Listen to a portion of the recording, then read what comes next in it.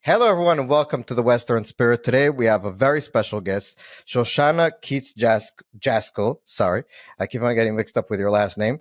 Is a co-founder of Chochmat Nashim, which fights extremism and raises women's voices in the Orthodox Jewish community in Israel and around the world. So, first of all, it's an important issue, but also Shoshanna is someone who writes in a lot of different outlets, and the Times of Israel we spoke about, but other places as well. And Shoshanna is someone who has, I think, her pulse, so to speak, on both Israel and American Jewry. So it's important to talk to her, especially now in these very, very crazy times. So Shoshanna, it's a pleasure to talk to you. Thank you. It's a pleasure to be here. I appreciate it. Shoshanna, the first question is, before we get into like the serious stuff, that will be relevant all the time. We're just coming out of an election in America. We had a sweep by the Republicans. Nobody really expected that much of a sweep. And so when I speak to friends in America, it seems that there's a split between Orthodox Jews and all the other Jews. So more or less, obviously there's exceptions. My Orthodox friends where I grew up in Brooklyn, New York, they're very happy. They're elated. First of all, they a lot of in terms of Israel, but also in terms of America, they're very happy. And a lot of the more progressive liberal Jews are very, very scared and fearful, and fascism and all these other things that they're scared of. So women's rights, which maybe you can speak to also, which is up your alley. So maybe just give us how you see what's happening. So, no pressure. Loaded question. Loaded question. Look, I think that you're right. I think that there is a split, and it really is telling. I think what people forget, though, on both sides is that, and it's a shame that we have both sides, because growing up in America, like the difference between Democrats and Republicans was like this. And people were able to talk about it at the table. There was not this. People won't talk to each other now. I have been reading posts and from some people are in mourning, other people are elated, as you said, and they won't sit at holiday meals with their family. Now, I understand if you feel that your core values have been stomped on, that the future of your country is at risk, you are angry and saddened and angry at the person who you feel is responsible. I get it. At the same time, I feel like there's a lot of hyperbole on both sides. And people tend to vote for the things that they feel the most strongly. And for Orthodox Jews, that is Israel, right or wrong, right? We can talk about how we feel about someone in America voting on Israel. But I want to say that it's not just Israel, it's also foreign policy. For all that Trump is, and I will tell you that he's vile as a human being, he did have very good foreign policy. Obama had horrible foreign policy, and I voted for Obama. The foreign policy was like someone who really did not understand the Middle East and did not understand its impact on America. Anyone who has watched the States in the past year cannot deny what's been going on college campuses, how you let people rampage through the streets of New York. Jews have literally been killed. Multiple Jews have been killed in America at these protests or in the name of Palestine. It is a terrifying reality when Jews are being hunted in the streets. So to say that someone is, and I hate this very much, when someone says anyone who voted for Trump is a racist, or at best is completely fine with racism, it is so myopic. It is wrong to reduce. And it's, by the way, why the Democrats lost. If the Democrats had actually dealt with real issues instead of pandering to everyone, it's like this weird fear of saying the wrong thing and then not standing for anything. And I think that's why they lost. I think they lost because they appointed Kamala instead of electing her, which is very undemocratic. They lied about Biden's health. I was on board. I was all Democrat. And then I'm like, what's happening right now? I would never, ever vote for Trump. And yet I understand why many people did. And I don't think reducing it to race, reducing it to gender, does anyone any favors, nor do I think it's accurate at all. So not only that, but Trump isn't the only one who won. The Republicans swept. So we really need to be thinking about why. It's the economy, it's foreign policy, and it's people worrying about the things that are most important to them, their children and their pockets. So one of the things that you mentioned, which I think you sort of mentioned but not mentioned it, is the culture wars. And a lot of the things where we see Orthodox and not Orthodox Jews is on those specific American culture wars. Where in Israel we have a lot less of those culture wars. We have other culture wars. So the New York Times said a few days ago that the Trump campaign tested ads, and the number one ad that changed hearts and minds towards Trump was this ad that said she will help her, they them, Trump will help you. And I was thinking about it, and then Trump wins, and you see all these people on the Democrat side saying we need to double down on identity politics, we need to double down on this woke stuff, which seems to be very, very like not introspective about what happened. And as someone who, I want to ask you just in general, as someone who fights for women in America, Orthodox women, and how do you maybe the nuance between being totally woke and like crazy, where a lot of the Democrat Party went and probably lost a lot of votes because of that, and on the other hand, not being against women. So how do we draw the line of where, I guess, thread the needle is the better phrase, between craziness on both sides and helping all people, obviously including women? So I've always said, growing and living in Beit Shemesh for the past 18 years, 17 years, I've always said extremism is the danger. Now, that means any extremism. People want to fight one extreme with another, and that's wrong. Whether it's erasing women because people have been putting women in bikinis everywhere, right? Like you can't erasing women and exploiting women. It's the same thing. You're putting her down to her body, but they don't see that. They don't understand. Jews have always been the middle way, right? The Shvil Zahav. We're supposed to not go here, not turn to the right, not turn to the left. So that's always my approach. Is what's happening here moderate? Is it normal? Is it looking at the full picture, or is it extreme? Is it reactive? And is it black and white? Okay.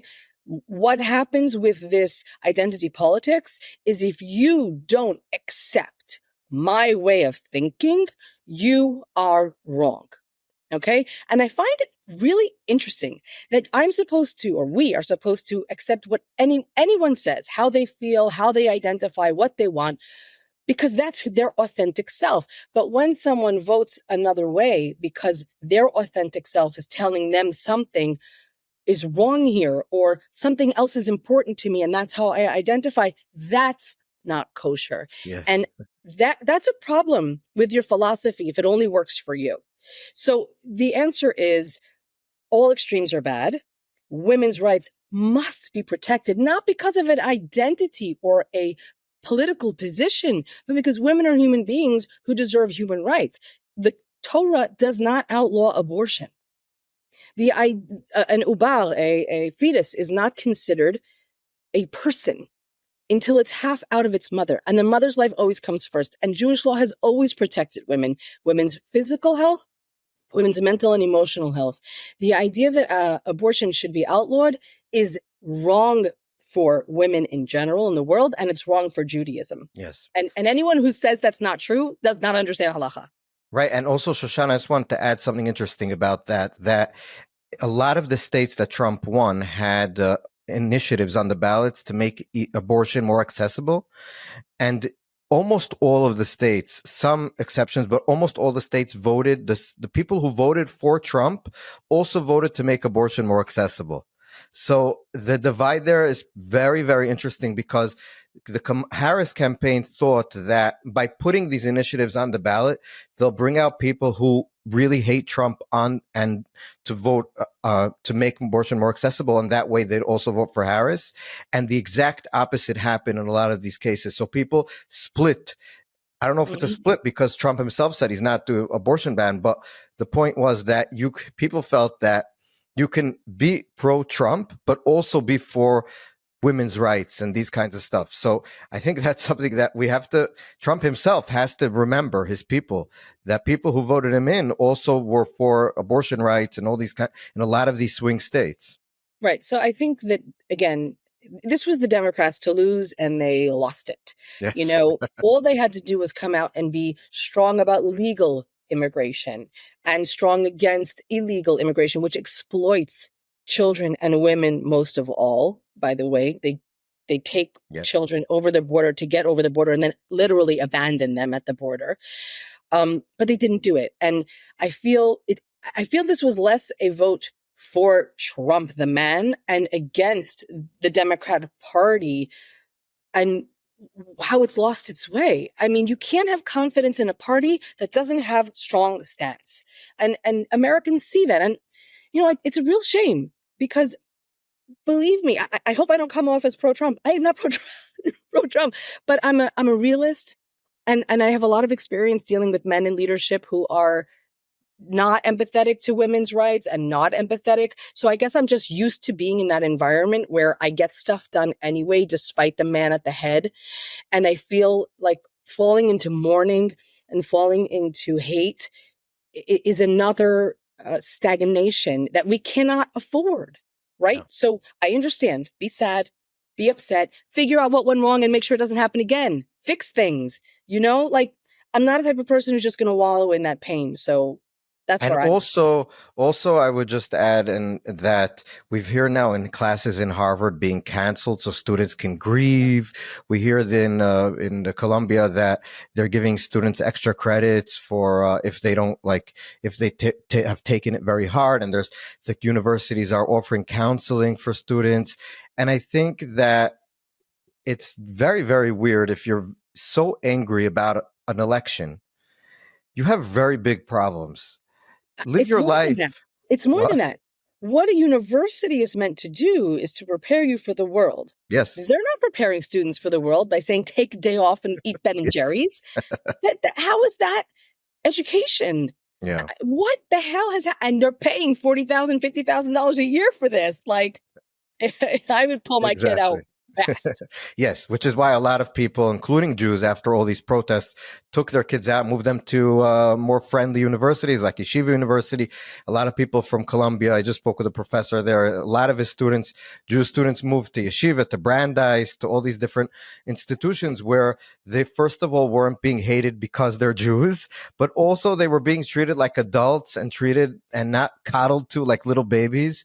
So that's, I think, one of the things. I wanted to just, one last thing about this is that you mentioned that the Democrats were coddling all these interest groups and pandering to them.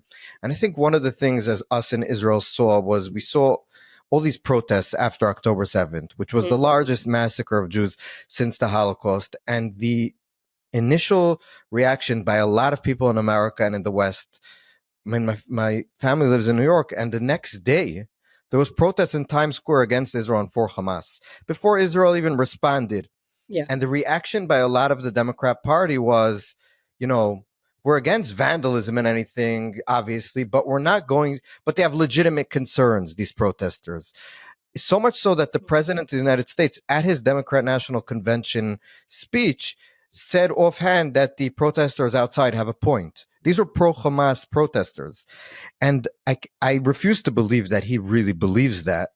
They felt that they had to pander to them, that they needed their votes, and therefore they were refused to do a sister soldier moment like Bill Clinton in the 90s, where he said to this rapper, singer, I forgot what, he said, I refuse to accept your vote if this is how you're going to talk. Don't talk like that.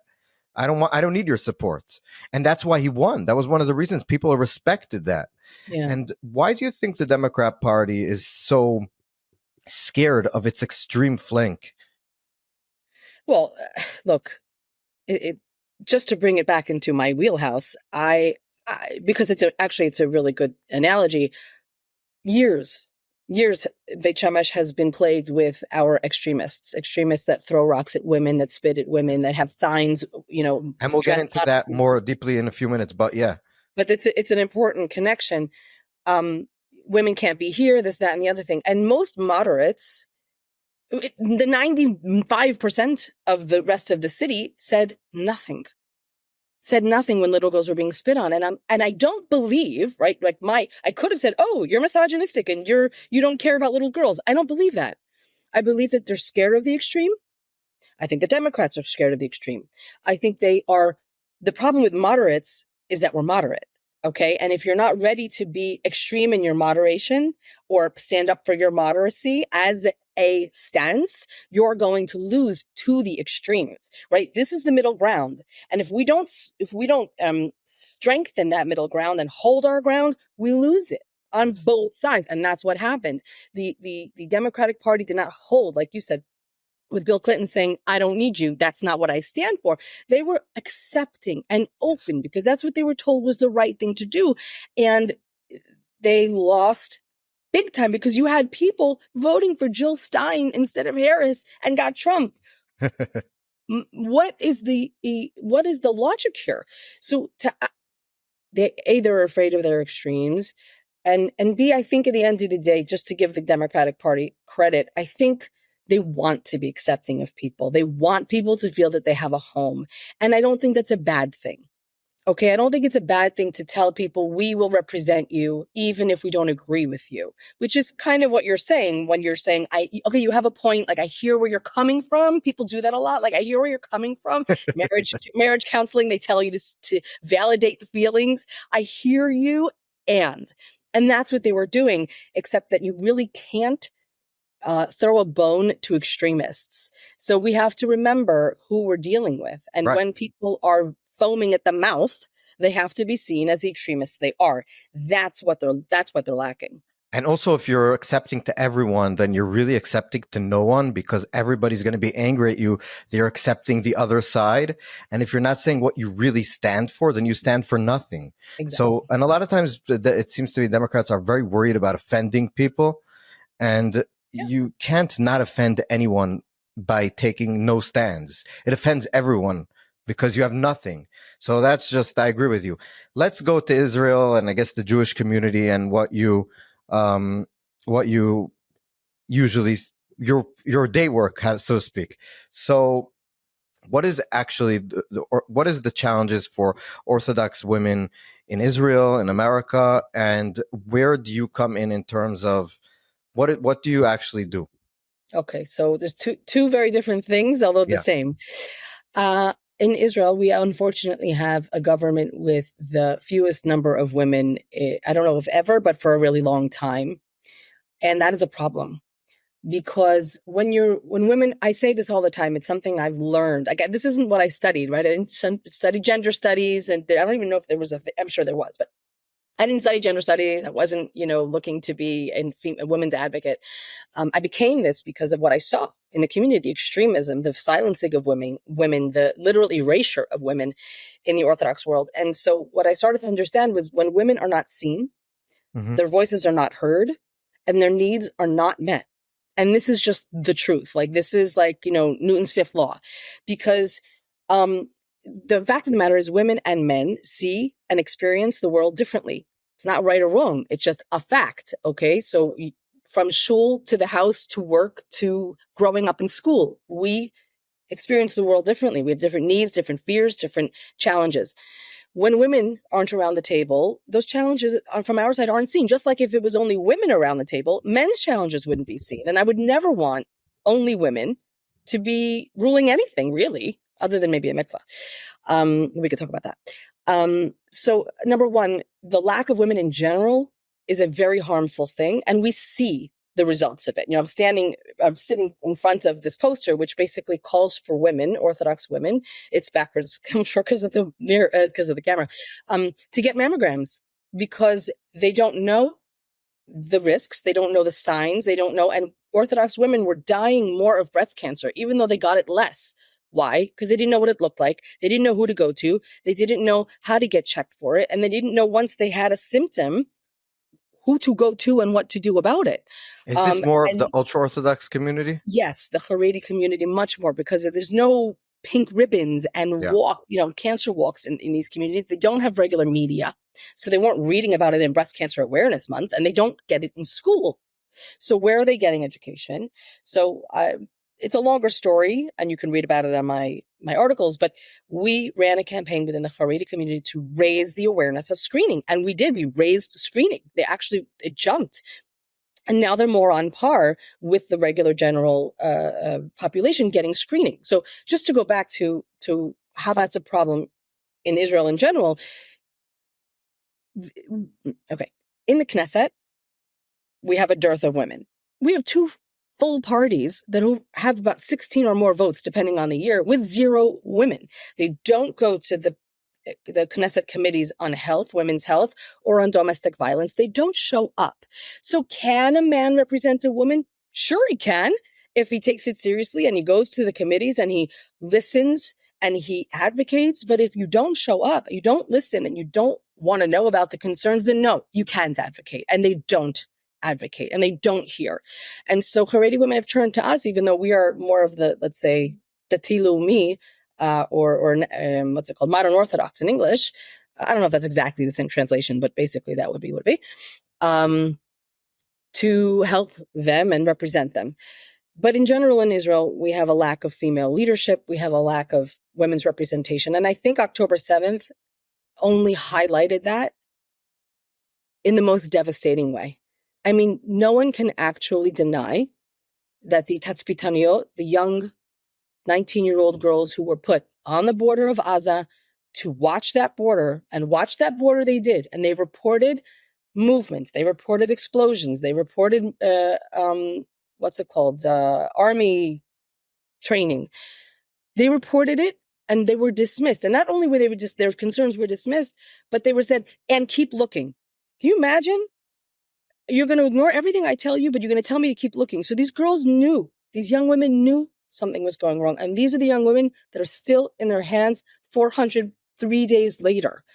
And it's an unforgivable sin what this country did to these young women. And we have a reckoning.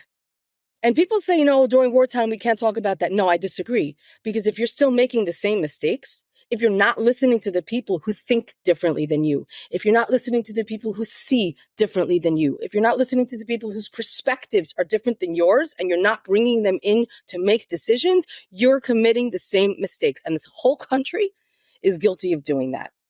I agree pretty much with everything. I just want to ask with the more extreme examples. So you live in Beit Shemesh. And I remember, like you said, but I'll just give a little bit of background from what I remember was when I got to Israel, there was suddenly, I think what happened was that it was very expensive to buy homes in some of the more ultra extreme Orthodox communities just because of demographic changes. A lot of children being born, a lot of people need new homes, and there wasn't enough. So they started moving to the city where you live in, Beit Shemesh. And there was these very extreme communities, I think, that sprung up. And we remember, for example, the story about this girl, very young girl who had to pass by their communities in order to go to her school. And she was religious Orthodox. She was dressed modestly, so to speak, and yet not modestly enough for them. And they were spitting on her and cursing her, and throwing things at her and her parents. And it was a big story. Also, I was there. And also there are streets, or at least there were in Beit Shemesh, where there was signs saying that women cannot walk on these streets, and public streets, not like gated communities. And also we can say that, interestingly enough, and I think this isn't a side note, this is actually explains the difficulty of what's happening in a different way, is that Beit Shemesh used to be mostly not religious. And it's gone through like very fast, not only religious, but a very large extremist Orthodox community. Yes. And we saw it also in the elections, where suddenly there was one after another mayors that were Orthodox. And then suddenly, I think 5-6 years ago, Aliza, who was a woman, religious woman, but more of a, I guess, not Haredi, not ultra-Orthodox. She won her seat. She was on our podcast also in Hebrew. And by the help of a lot of, shy Trump voters, so shy Orthodox voters, people who people who were Haredim, but behind the curtain voted for her. So maybe give us an example, because it's like a microcosm of the difficulties of living in these communities and how women behind the scenes suffer a lot of times. So first of all, it's funny the story that you heard about how there was just no more room. I mean, it's true there was no more room, but what we understand is that these people were too extreme for Mea Sharim, and they were kicked out. And what happened was they were put literally on the seam. Here's like national. These people are like also native Israelis and also Olim that are all, I don't know, people can't see me, but on my right side, I'm making a big circle where the Dati Leumi were living. And then right across the street, they put the most extreme people that were kicked out of Mea Sharim. Yes. To the point where these people would look into the other people's houses who'd been there already 15 years and said, we see your televisions, we see your daughters. If you don't close your shades and your sheets, we're coming over to, they got threats. So this school was on that street and planned and paid for by parents over years. Okay, so the school was planned and built before these people came. I mean, it wasn't built all the way before these people came in, but it was on the plans. You know how long things take to build here. Anyway, it wasn't about the girls' dress. It was about a turf. It was about, It was a turf war. Okay, it's about, we own this space, and the easiest way to dominate and to put control is to control the weakest members of population. Why do you think the Taliban has women in literal curtains and doesn't let them speak even out loud? When you want to assert dominance, you start with the weakest population, and especially the women and girls, and that's it.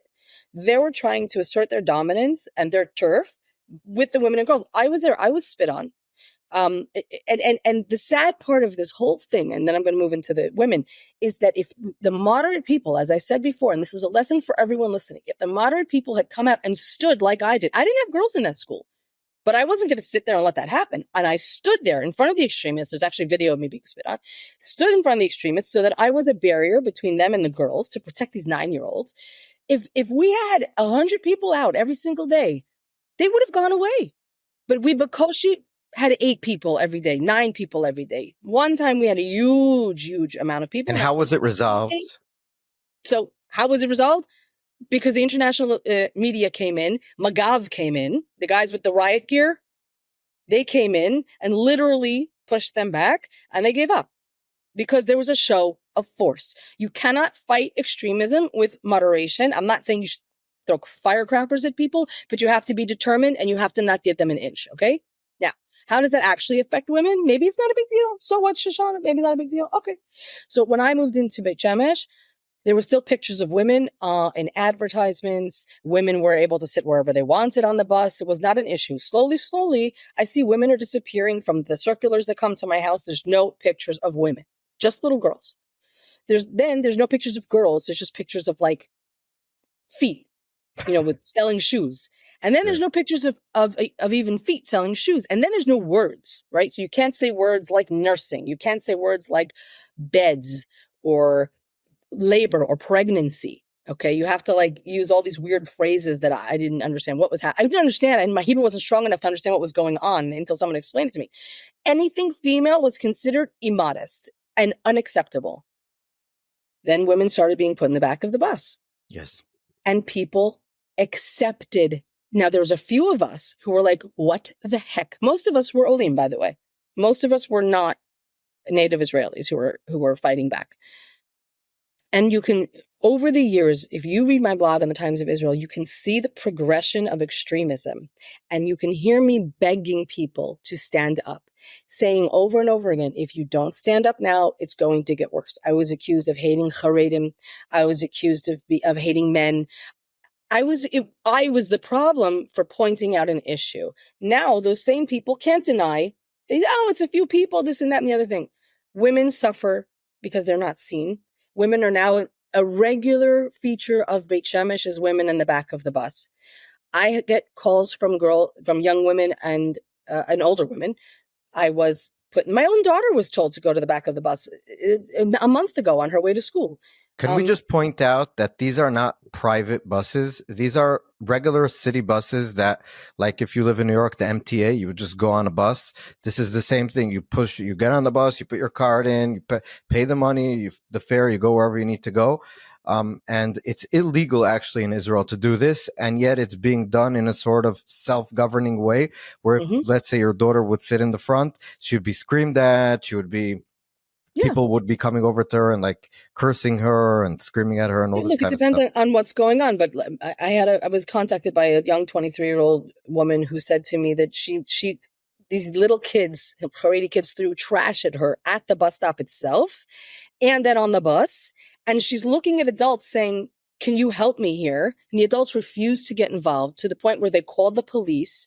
And because the kids were under 12, nobody was held accountable. She went to the mayor of Beit Shemesh, who didn't have time to meet with her, but sent her to the CEO of the city, sat with her for an hour, listened to her, and said, "Yo, we feel really bad that this happened to you, but there's nothing we can do."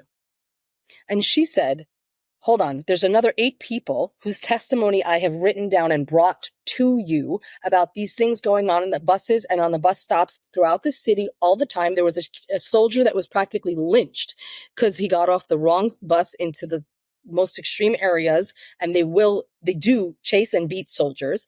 And she's saying to them, this young Wait, woman stop. by herself, Just for our listeners who might not be know everything about what you're saying, why do they beat soldiers? Maybe give us a little bit about that.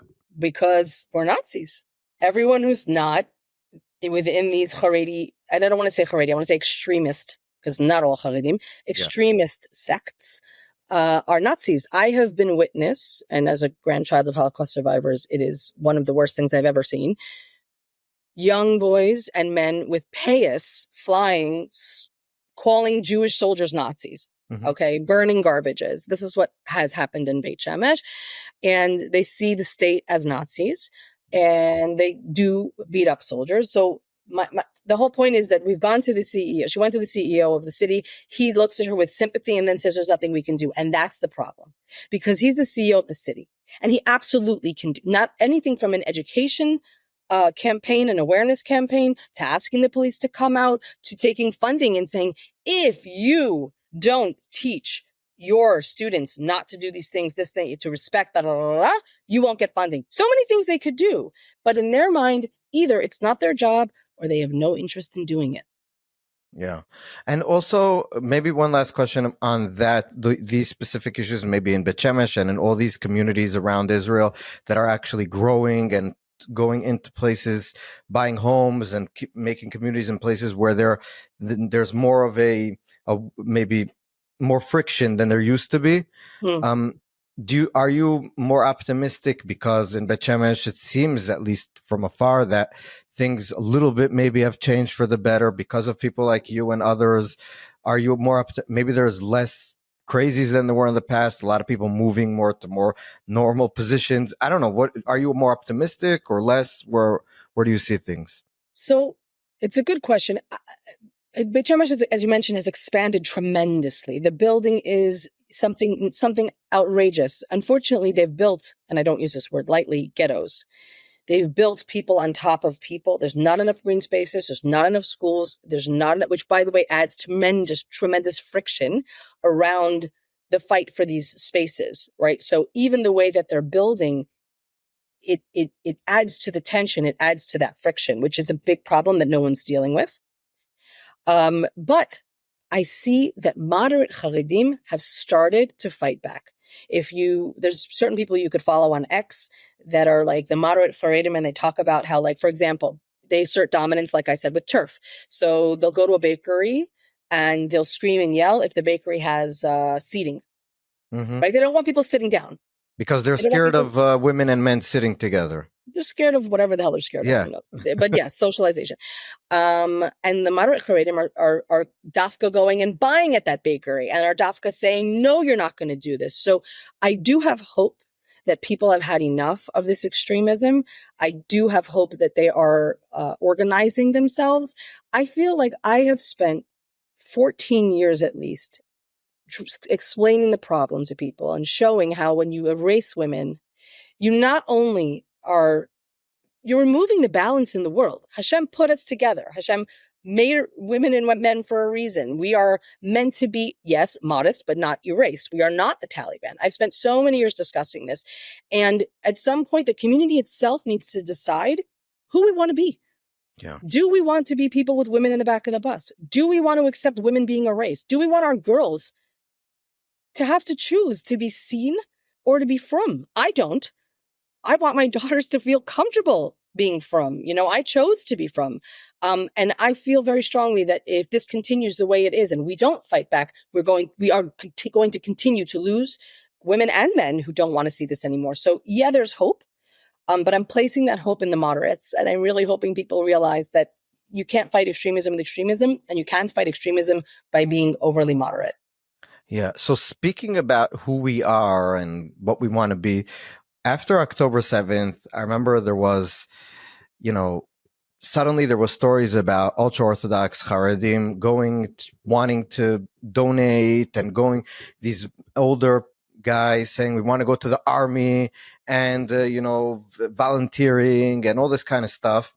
And there was a sort of feeling that maybe things have changed. Maybe this community that as an ideological way has decided that they don't want to be part of larger Israel society, that they want to, like you said, maybe a lot of the factions want to stay in sort of ghettos and not work, and at least men not work, and that like 50% of men more or less don't work in the Haredi community. And the burden is on their women. Yes, and exactly, and also obviously not go to the army and not participate in security for themselves as well.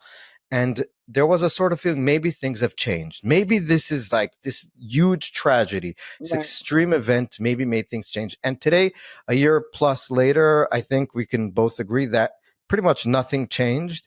If in fact, maybe things have gotten worse in the sense that a lot of people who aren't ultra-Orthodox are looking at this and saying this cannot go on.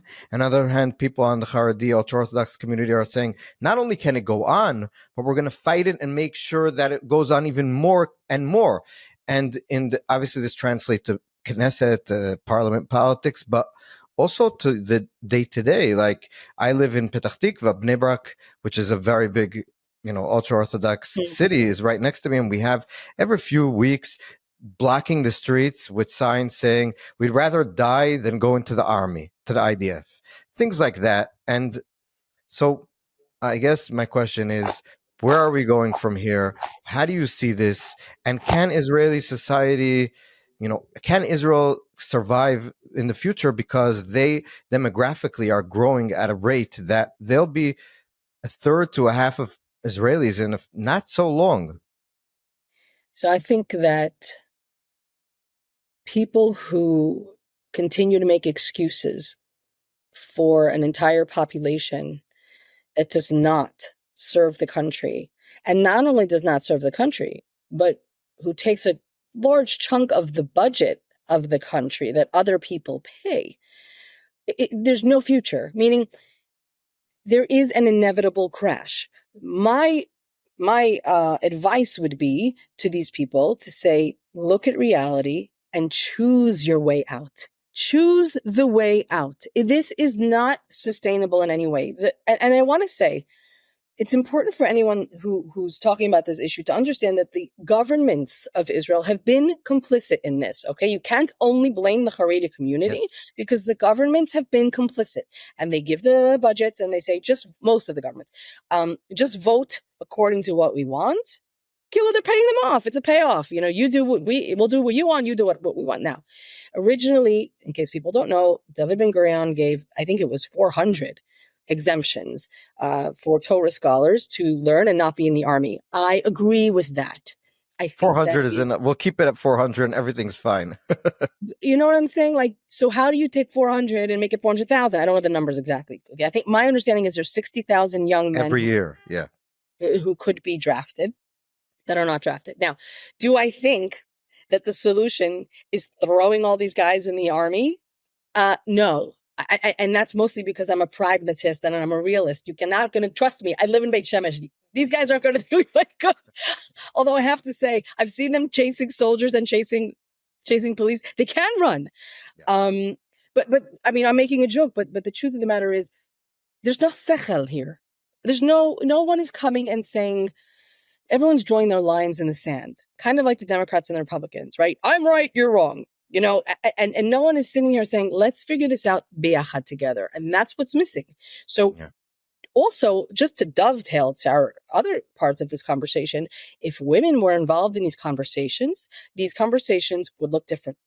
If women were allowed to say, let me sit here and think creatively, let's figure out how we could get this done. I do think the egos that are preventing, the egos that say, we'd rather die than serve.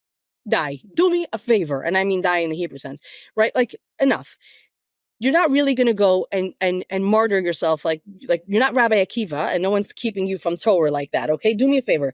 But because it's ego and they have egos, just like the secular have egos. There's male egos flying everywhere. And we need people to say, please, can we please focus on the goal? Can we focus on the country? My solution to most problems is bringing more women into the solution, because it's just adding perspectives. And we have to do our best not to fall into hatred and blame.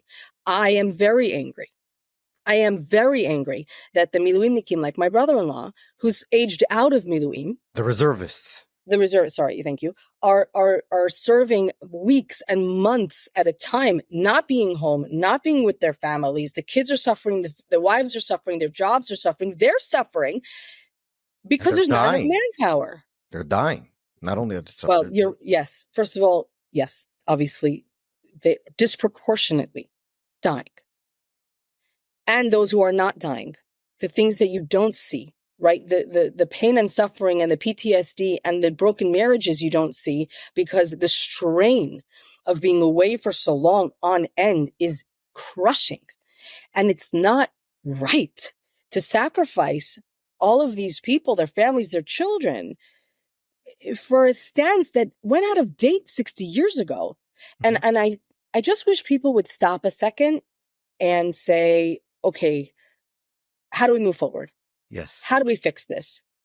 I don't see. Shoshanna, I just want to point out something about context that you mentioned about Ben Gurion and when Israel was founded.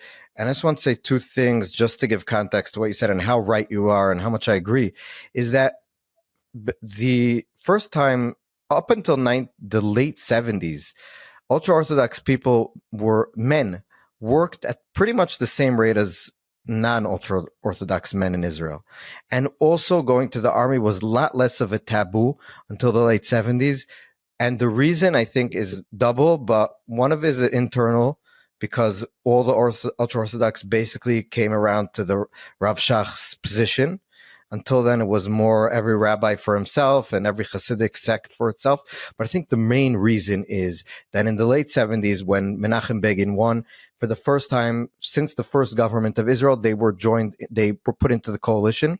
And once they got in, the incentive structure changed. They were able to be funded, like you said, by the government. And I think incentives work. I'm sure incentives work.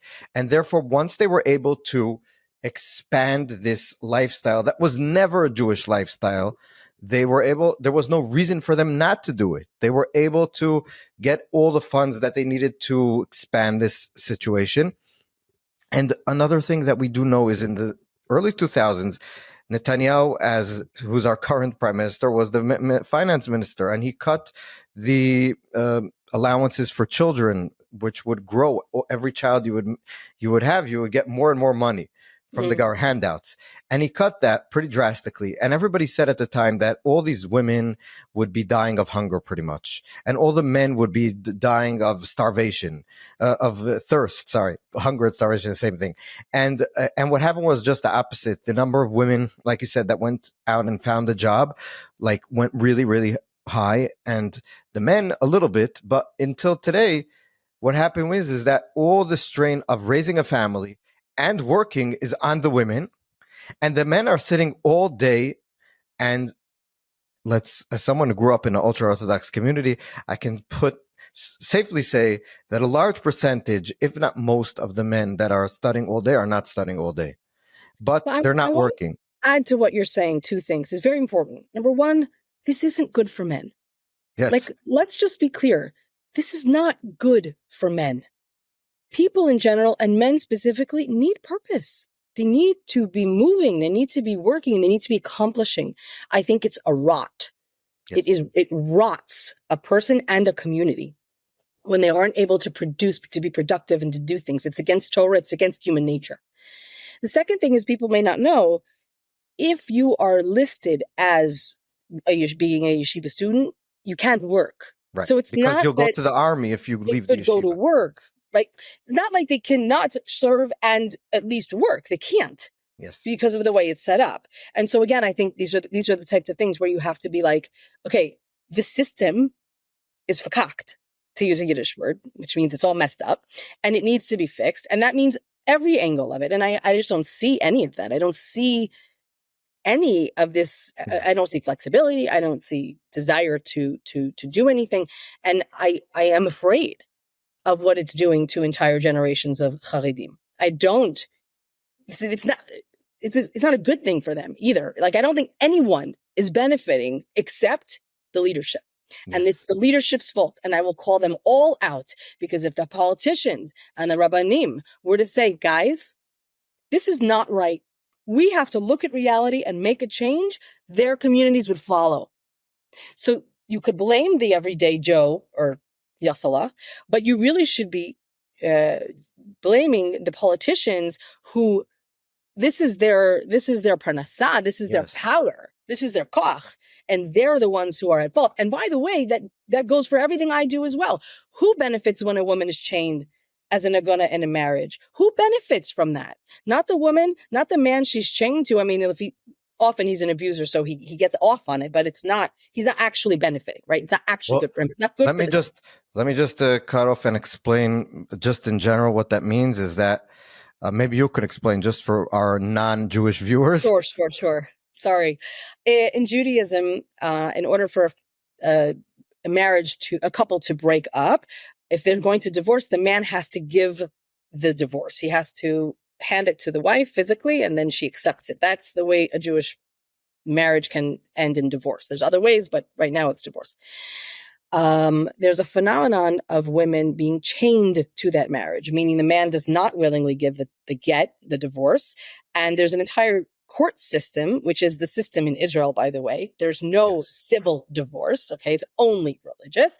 And there is there's a phenomenon of women, and multiple organizations, mine included, that advocate for these women who are stuck in a dead marriage. Sometimes for decades. And just to clarify, a woman who is technically, halachically, Jewish law, married to a man cannot have children with anyone else, or that child is considered illegitimate and a mamzer, which is a very bad label, and they can't, a bastard, and they can't get married to a regular Jew. It's a whole thing. Yes. But the point is that there's really when Jewish marriage and divorce does not have integrity, it is bad for the system. It's not good for the system. And I feel like there's a thread here. There's a thread of people wanting to control, and that control deteriorating the institutions and the community terribly. And that extremism and that control is a thread in everything that we're talking about now. It's something that I have witnessed both in regular society and in the Orthodox world. And it's something that I've been advocating against for a very long time, because I'm seeing the results, how people suffer from this need to control and this inability to see the big picture and to bring other perspectives in. So when we at Chochmat Nashim, if I can just mention this for a second, when we advocate for a fix in the system, we try very hard to work as much as we can with that system to fix the court system and to say, let's do this better. Let's bring integrity back to the divorce system. Let's stop agunot. Why? Because if I only go against the system, right? If I say the system has to fall, which is what I see on both sides of the draft, then I'm getting nowhere. I'm not making allies. And sometimes you have to swallow, and sometimes you have to compromise, and sometimes you have to acknowledge that there are real fears on the other side. We have to acknowledge there's fears on the Haredi side of losing their way of life. There's real fear of it. Okay. And we have to acknowledge it, and we have to address it. And there's real fear on the Jewish leadership aspect of divorce that they will lose. I think it's wrong, but they think they're going to lose the integrity of Jewish marriage. Whereas I see their actions as removing the integrity of Jewish marriage. Because if you can't leave a marriage, then it's not a marriage, it's not a choice. And then how many girls are going to continue to walk down that aisle, which is tragic. It's tragic. As a mother, I want to dance my daughter down the aisle. I don't want to be afraid. Shoshana, I just wanted to say that also something that we have to, I think is obvious, that there's going to be a backlash by Israeli society.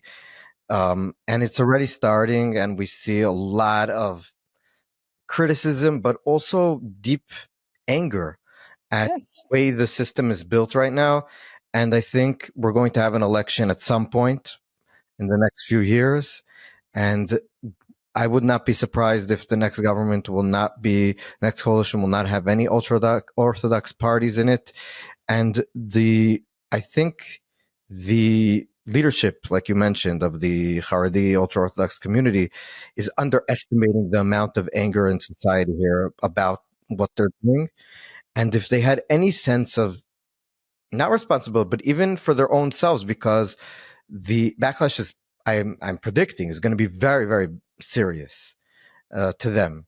And so they would be smart to work and try to go to a better place, like you said, because if they don't, they're going to be very angry about what's coming down the pipe. So just finishing off, do you think what I'm saying is true? Do you think the backlash is serious and sustainable? Do I think the backlash is sustainable? Yes. Do you think Israeli society is so angry, is so disappointed, and thinks that the current situation cannot go on, that at some point they're going to make changes without even working with the Haredim if they don't come to their senses? Oh, for sure. I think there's, as I said, this situation has to end. It's not sustainable. It is going to end. The question is, how is it going to end? Is it going to end where people come together? And it's like this. And if a marriage is destined for divorce, it just won't work.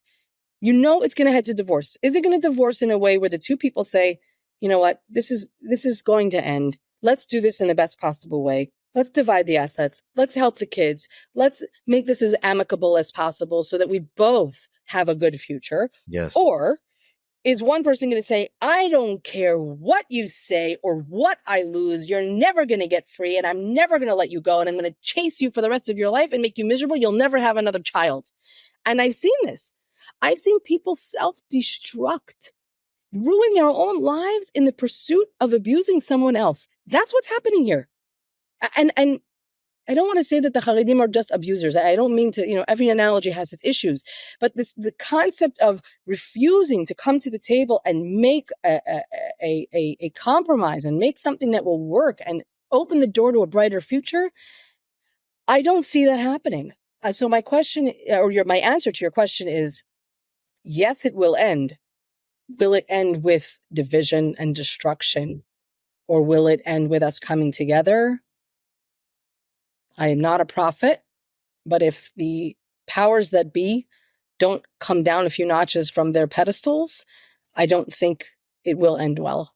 I don't. Yes, I agree with you 100%. And I also say that, like you said, it's unsustainable also financially. So at some point, even if there's no changes, everything will crumble down.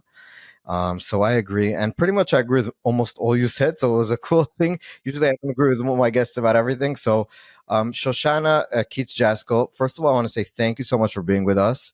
And also say that for all our listeners, you can listen and watch Shoshanna's podcast for Chochmat Nashim, her organization. They do important work here in Israel and around the world for women and I think Jewish identity, also through maybe through women's lenses, like we spoke about this whole conversation. So, and especially in places like Beit Shemesh, and I assume also different places in the US that are more closed communities, there probably are a lot of women, and we could talk about it at a different time, who are in these specific communities and are scared to speak out or speak out behind the scenes and need different types of help. So I think it's important to support Shoshanna, listen to her stuff, read her stuff, and help out where we can. So thank you so much for being with us today. Thank you for this great conversation, truly.